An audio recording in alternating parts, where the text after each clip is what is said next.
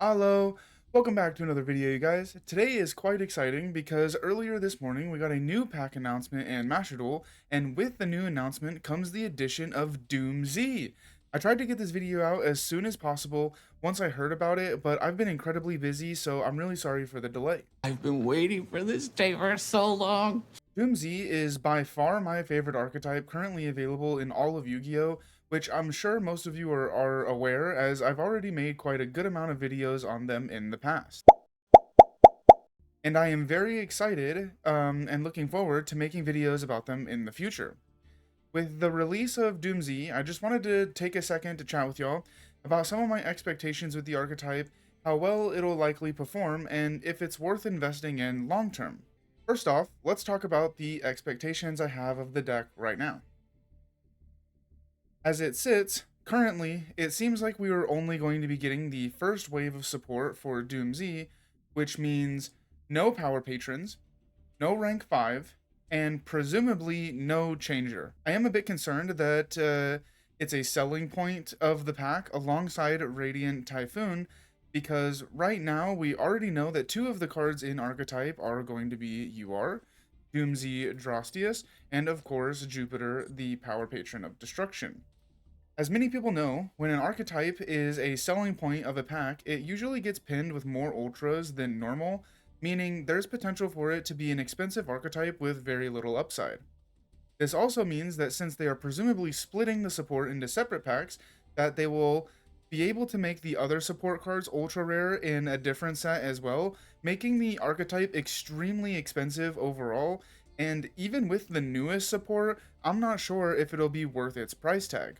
This also doesn't include Medius, which it is just going to add another ultra, but of course, that's all unknown information until the pack is released and purely speculation at this point. Radiant Typhoon may end up taking the brunt of the ultras, Goki might get hit with a couple of ultras, and they may even add a couple of ultras to the pack that have nothing to do with the three overarching archetypes, so only time will tell how truly expensive it ends up being. Next, let's talk about the performance. As said prior, at the moment this deck seems to be coming with only the first wave of support, and with that comes ceiling and consistency issues. I have pretty low expectations in terms of it making an immediate meta impact, as the power level of this deck is going to enter Master Duel fairly weak, considering how well it's able to perform in the OCG, but overall can still potentially be a viable strategy simply because of the fact that Master Duel is a best of one format, and sometimes the droll effect of the trap card will just be good enough to win games on its own.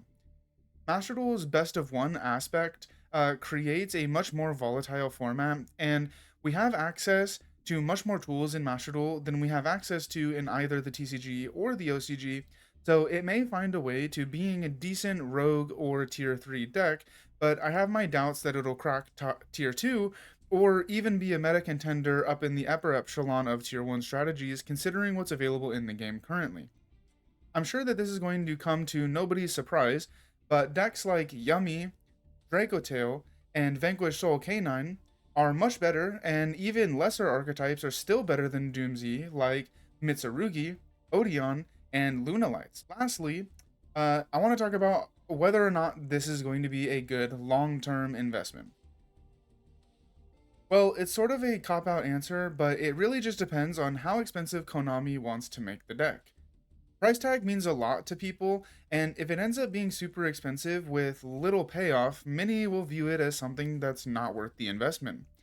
But let's just say that gems don't matter to you, and that price tag doesn't exist. Price tag aside, there are a few things that you need to consider when looking to invest in Doomz. First off, let's address the basics and things most people already know. Obviously, it is an Xyz archetype, so if you aren't a fan of Xyz cards in general, maybe that's just a good enough reason for you to not want to invest in it simply because you don't enjoy the summoning mechanic, and that is perfectly okay. A huge part of the archetype has to do with equip spells and utilizing them in a way that's very different from other decks that use equip spells like Makonko or Infernoble.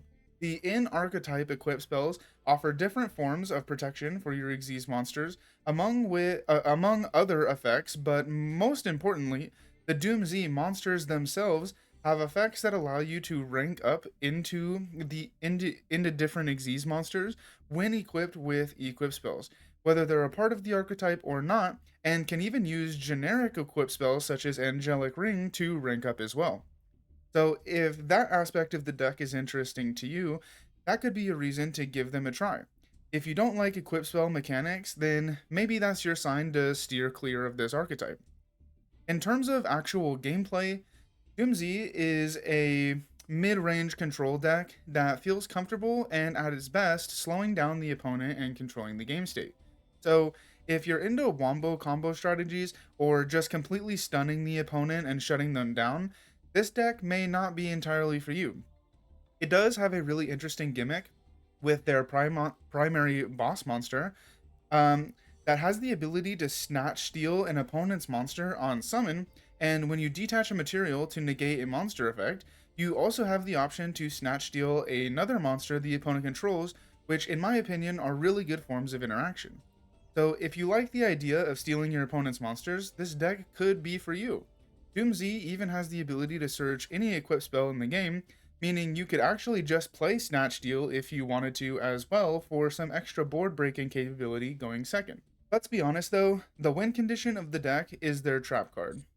It's a searchable Droll and Lockbird that acts as an equip spell by attaching itself to the desired Xyz monster of your choosing, and then preventing your opponent from adding cards to their hand the same way Droll does. If you enjoy mid-range control strategies, then Doomz might be a deck that you would be interested in. If all or most of these things interest you, then I would highly suggest giving it a try regardless of cost, because in general, it's a very fun deck, especially when we get the remaining support. If only one or none of these things interest you, I would highly suggest pulling for something else, saving your gems, or at the very least, giving deep thought to whether or not you want to obtain these cards in the first place.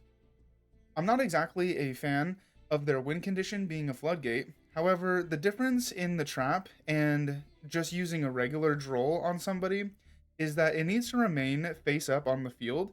So there are ways to play around the effect, like simply using Raigeki to clear all the monsters, Book of Eclipse to flip them down, rather than just using a blanket effect for the entirety of the opponent's turn.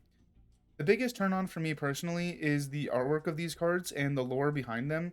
The Power Patron lore in general is based on the Capitalone Triad, and if you're into Roman history, you know exactly what I'm talking about.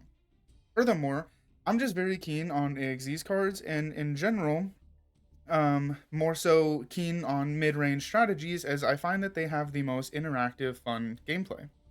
Regardless, I want you guys to let me know your thoughts in the comment section down below. Are you excited for Doomz? Maybe you're excited for something else in this pack. Maybe this is going to be a pack that you guys want to skip entirely because you're just not interested in any of the archetypes. I love chatting with you guys, so let me know and give me your thoughts. And as always, I hope you all have a fantastic morning, afternoon, or evening, and I will be seeing you guys in the next one. Bye!